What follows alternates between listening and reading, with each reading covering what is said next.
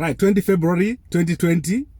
And yesterday, Nelson Chamisa responded to the allegations by Kalipani Pugeni when he was here last week, when he said Nelson Chamisa has received the latest Land Cruiser from Kuda Tagwirei, who is popularly known as Queen B. So Nelson Chamisa rejected and put it on record that he has never seen Kuda Tagwirei and he has never received a car from Kuda Tagwirei. Nelson Chamisa said he bought his own Land Cruiser at a car dealership, and he bought that car using his own money that he makes from his salary as an advocate. He said things like cars, stands, positions do not motivate him. He is a principled politician and he's not being motivated by the acquisition of assets. So I think that is a complete and clear denial of any involvement in any dealings with Kuda Tagwirei. Nelson Chamisa also went on to say that he has never met Kuda Tagwirei. He does not deal with him because he considers him to be a dirty person. So I'm going to play this clip for you now so that you hear it from Nelson Chamisa himself. Those politicians who are filthy and votable are buyable. Okay? I'm using Chinotiba lexicon. Some of us are too expensive to buy. Yeah. I can only be bought by aspirations of the people of Zimbabwe, not goods. And those people who make those allegations are people who think that politics is about material things.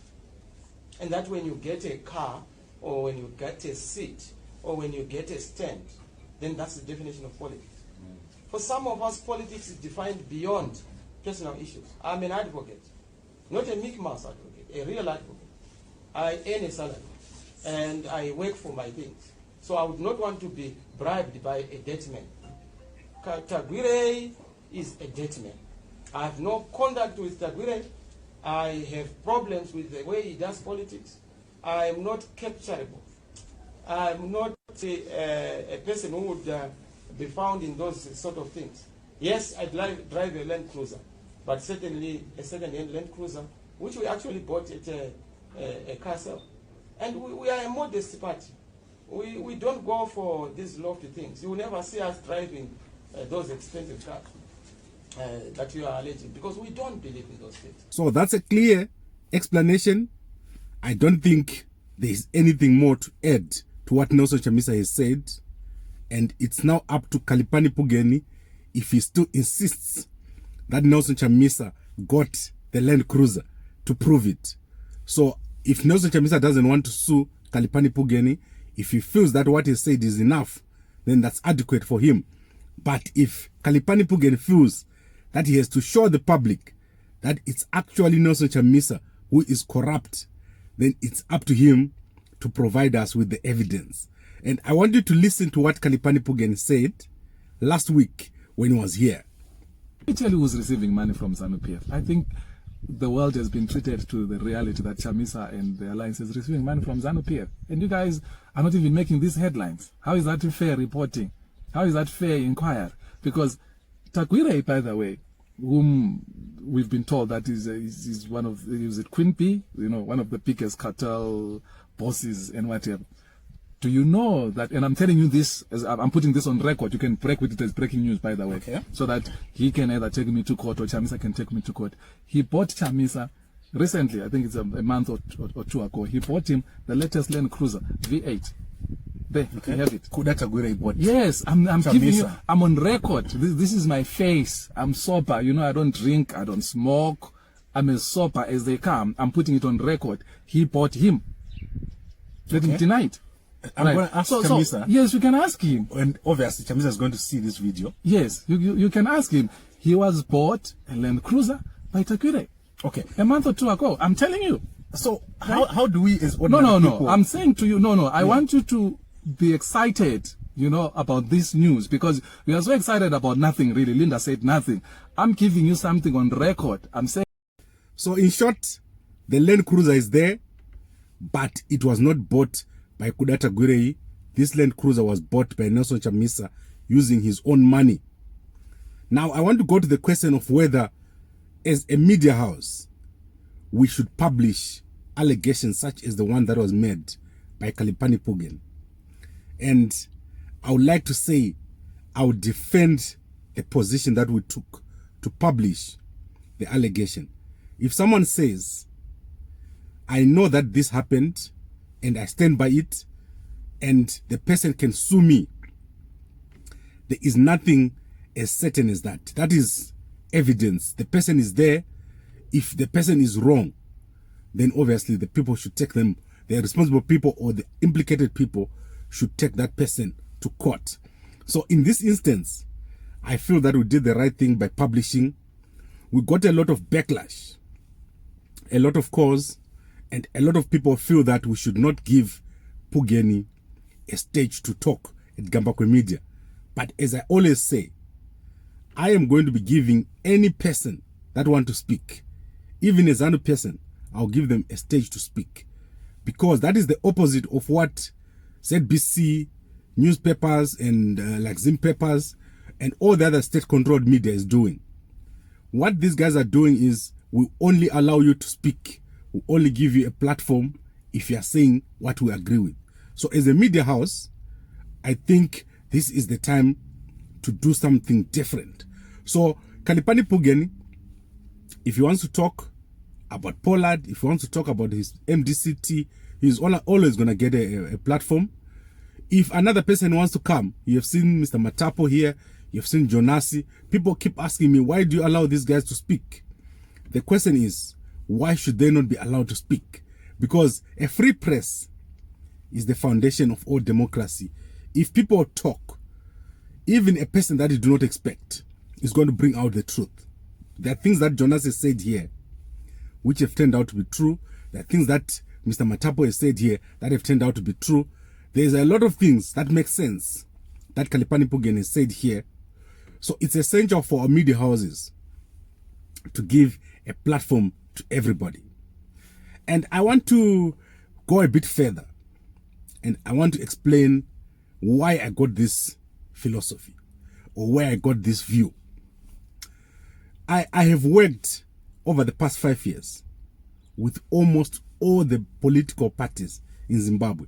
In fact, out of the 23 or so candidates that contested last year, about 10 of the presidential candidates, I spent a lot of time with them, and even more with some who didn't contest.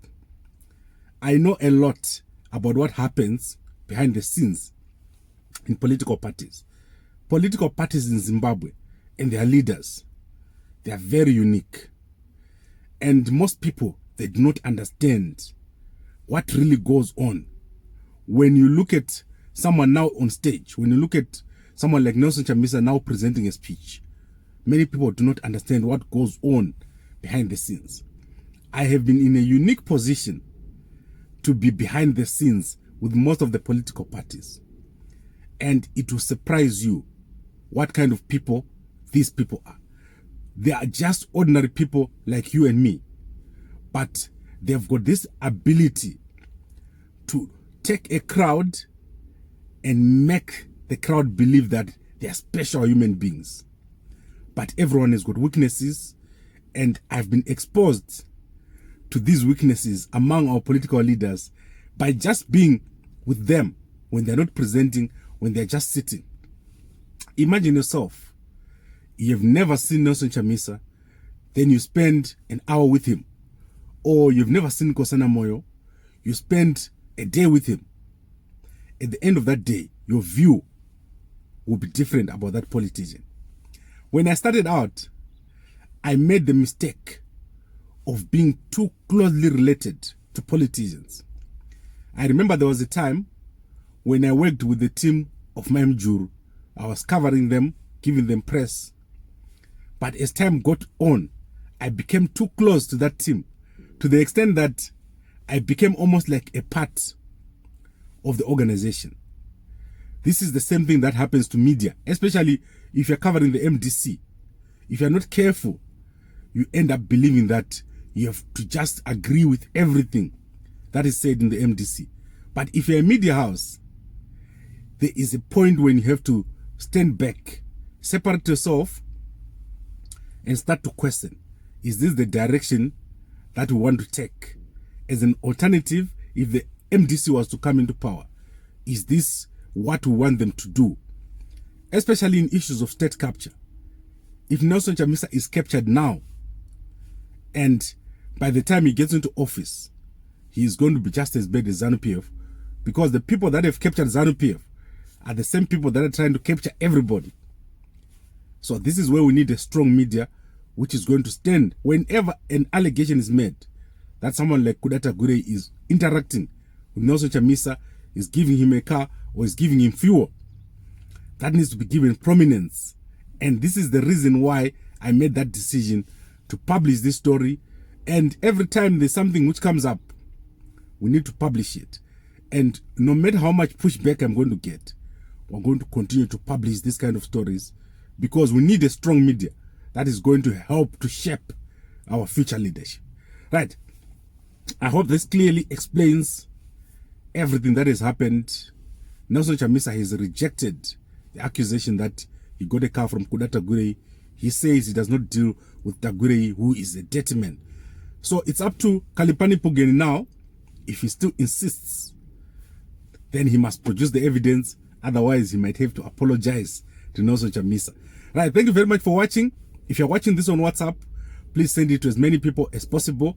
If you're watching on YouTube or WhatsApp or Facebook, please like, comment, and share. Thank you very much.